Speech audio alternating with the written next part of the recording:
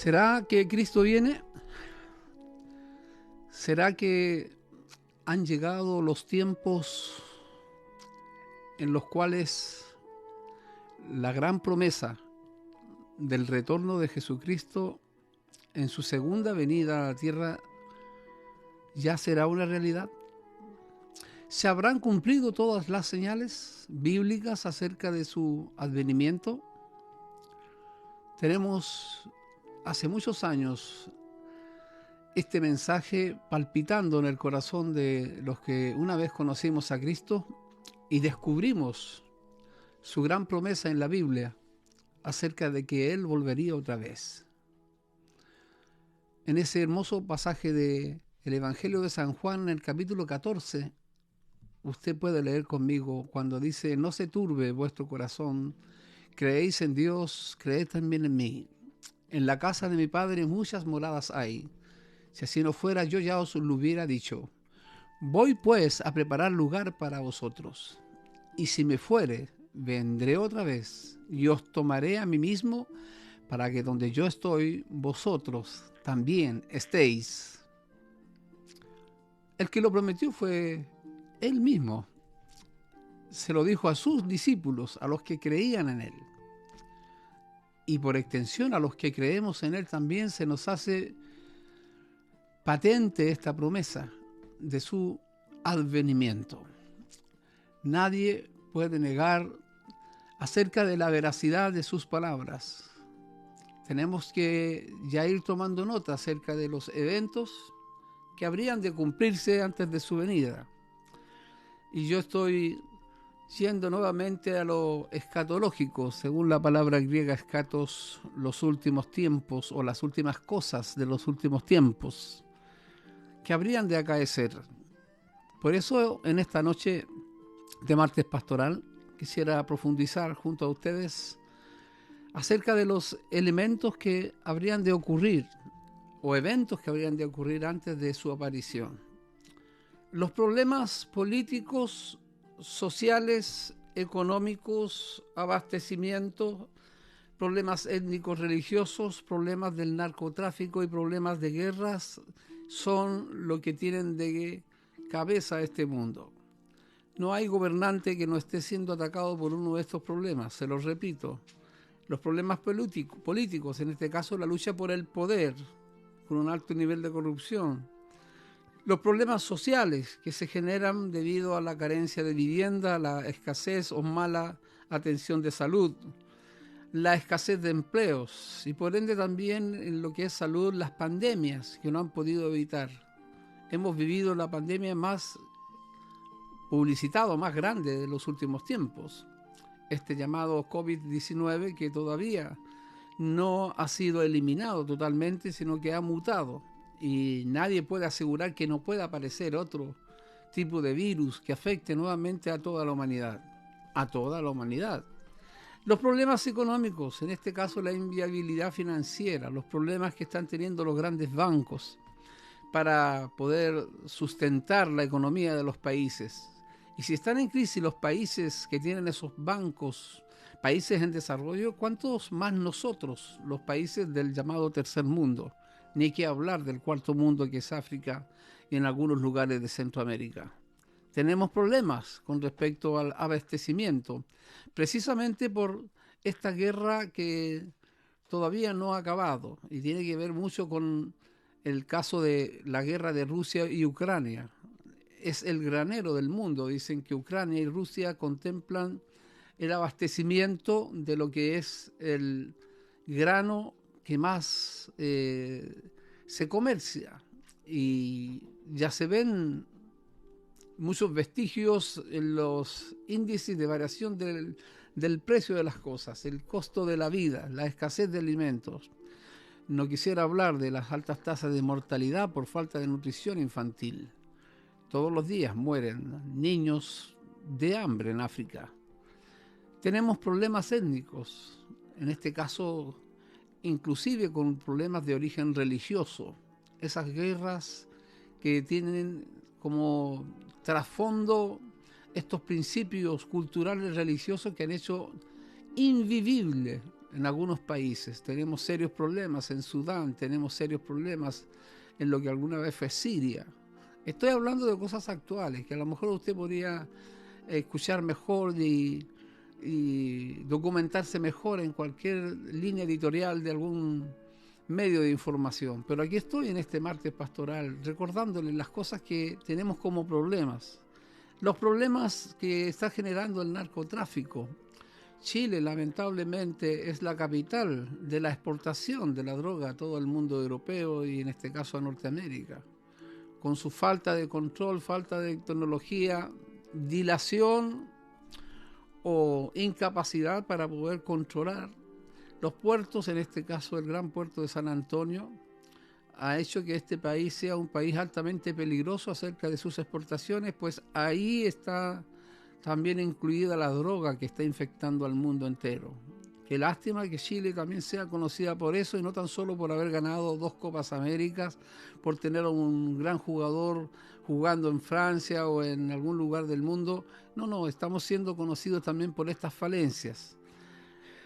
Y ni que hablar de los problemas que tienen que ver con la guerra. Estos rumores de guerra y esta amenaza nuclear permanente de los grandes países, los gigantes, en este caso asiático, Rusia, China y la India, que son 3 potencias que se resisten al control que quieren ejercer la unidad económica europea, en este caso las Naciones Unidas y el mundo occidental.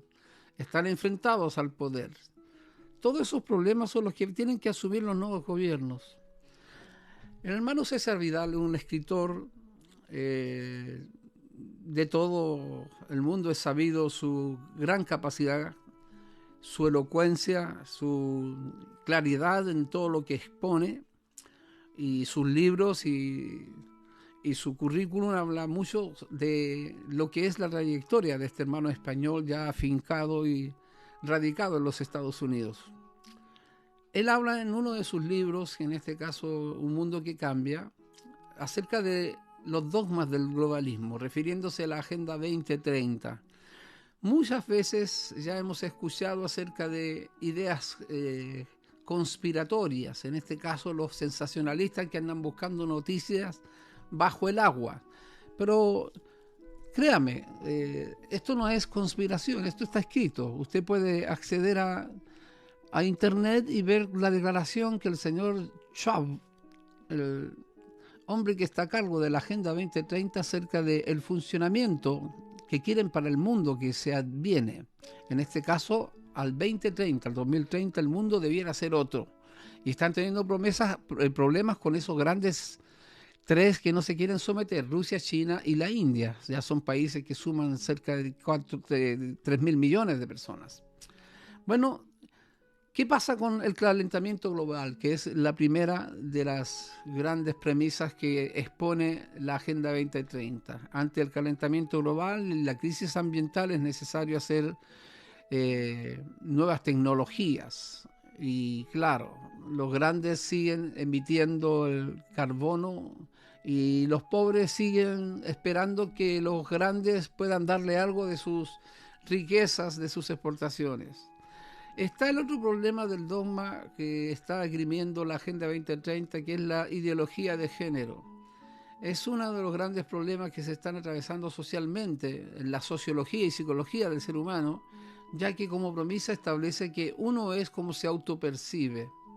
Resulta increíble, pero cierto, que personas se autoperciban de una manera que nadie podría creerles.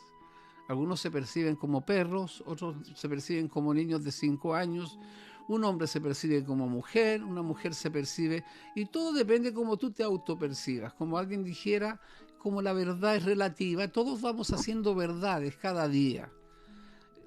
Con todo el respeto a ese postulado y con toda mi bronca natural, puedo decir que esa es una falacia y una mentira. La verdad es absoluta.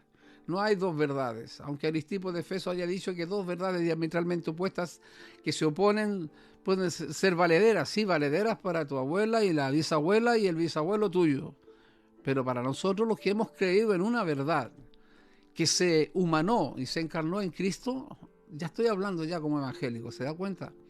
no podemos dejar pasar que la verdad es relativa. El otro problema que tenemos como los desafíos de la agenda globalista, en este caso, es la multiplicación de los seres humanos, en este caso la necesidad de reducir la población mundial.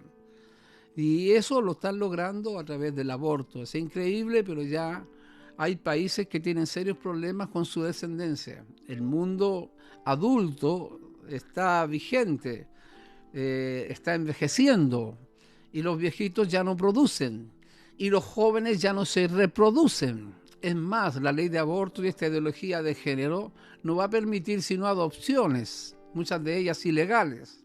El mundo está llegando a un punto en que se ha hastiado de sí mismo, y esta necesidad, en este caso de reducir la población mundial, viene también a través de ciertas políticas siniestras como son las enfermedades o pestes producidas en laboratorios.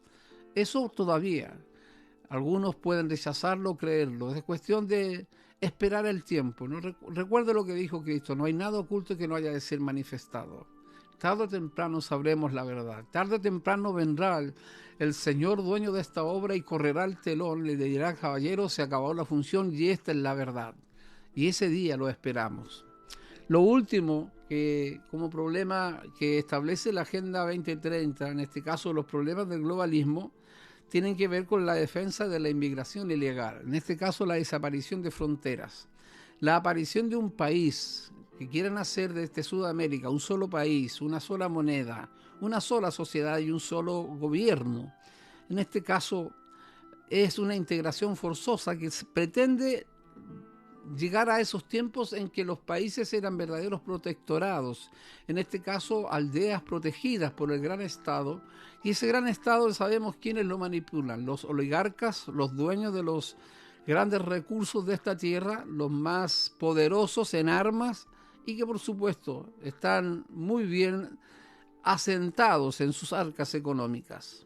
Todos esos problemas son los que están cada día diciéndonos, y vuelvo a la pregunta inicial: ¿será que Cristo viene? ¿Será que se están cumpliendo todas las señales? Vamos a revisar algunas de ellas. En este caso, Israel aparece en la Biblia y luego a nivel mundial como si fuera el reloj de Dios. El reloj de Dios.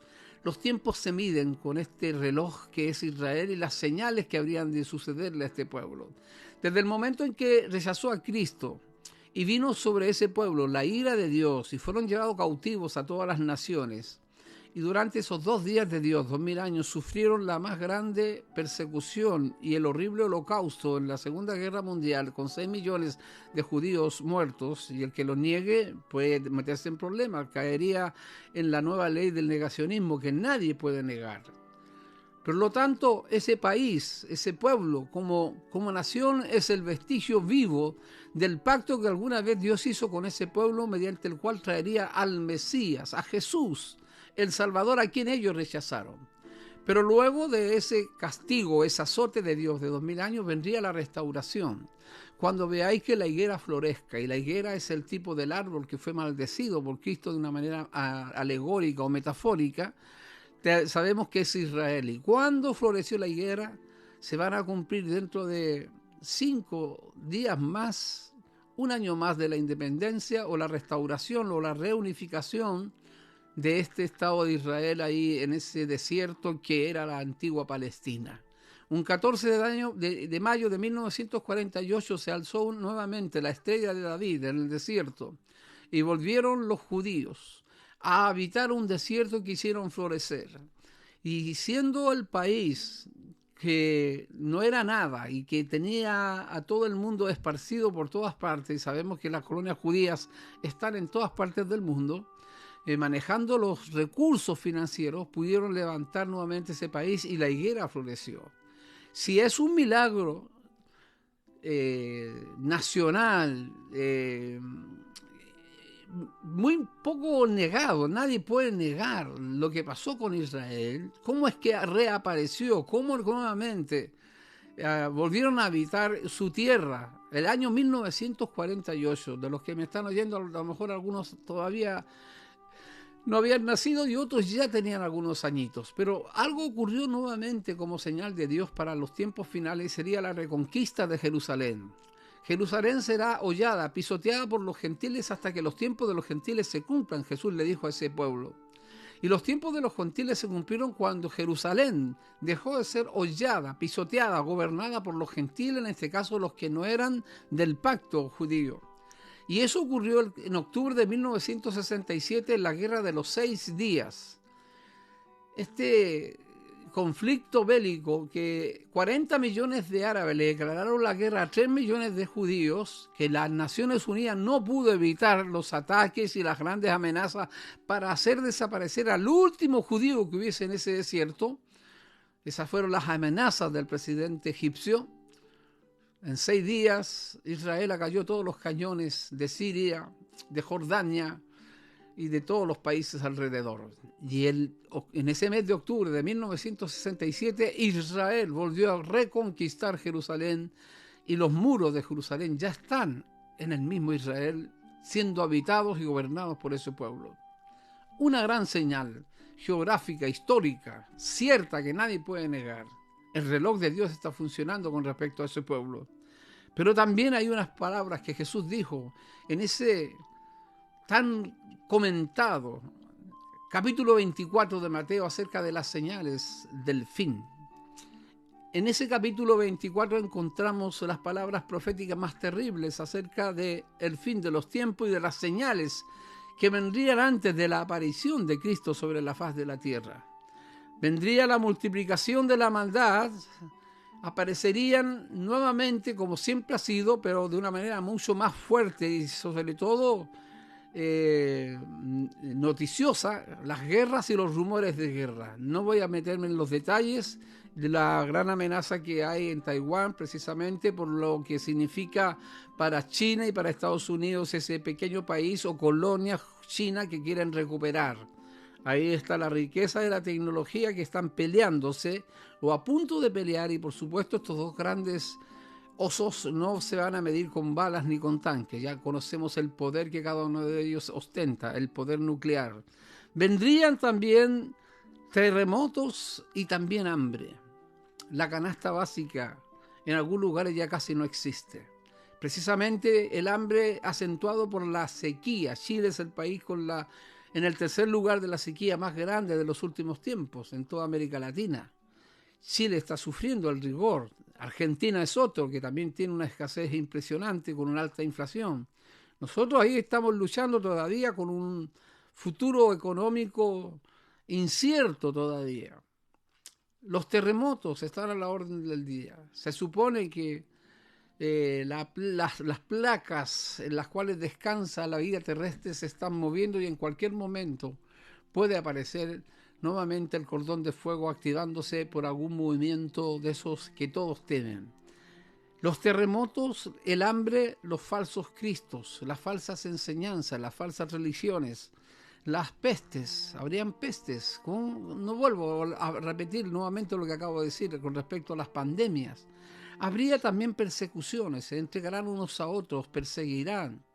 Usted no sabe todas las noticias, no son del rigor del rating de la edición de noticias. Las muertes de cristianos, entre ellos coptos, cristianos, católicos, que están siendo asesinados en países que aparecen como civilizados, pero están en contra de toda creencia y en especial contra el cristianismo.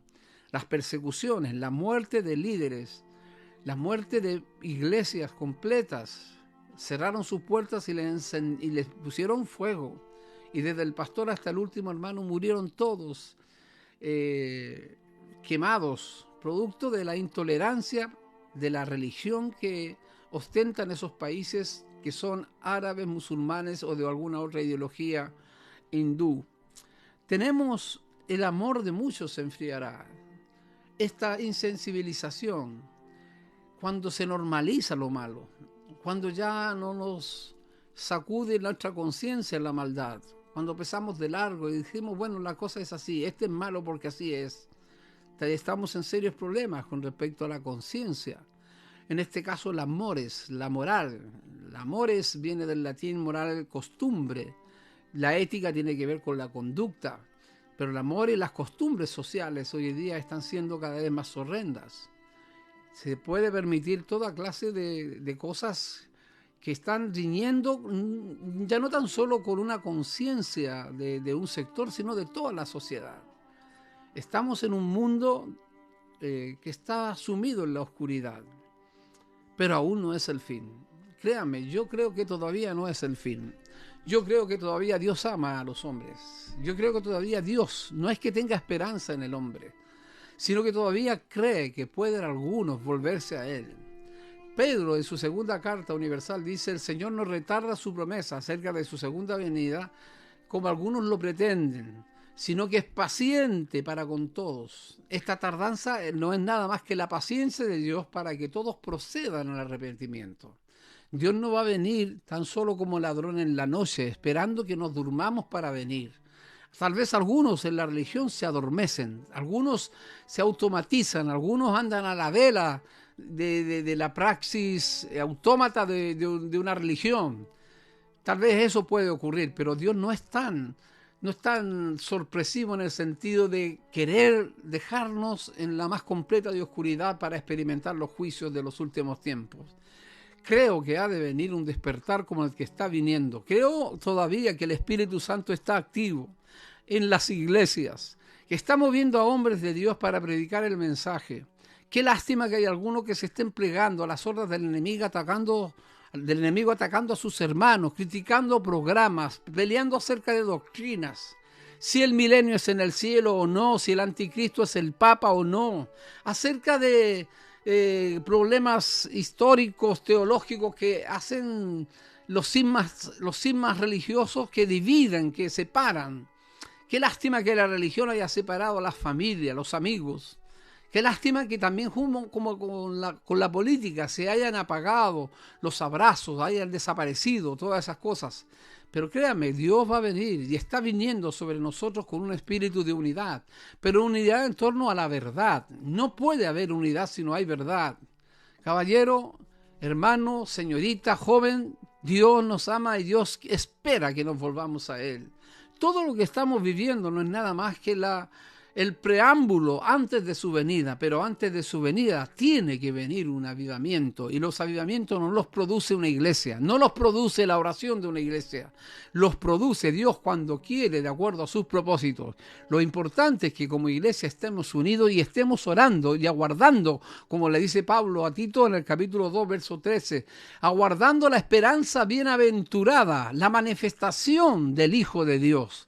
Estamos aguardando la esperanza bienaventurada. Y termino este mensaje leyendo lo que dice Pablo a los tesalonicenses, algo tan precioso acerca de lo que es la segunda venida del Señor.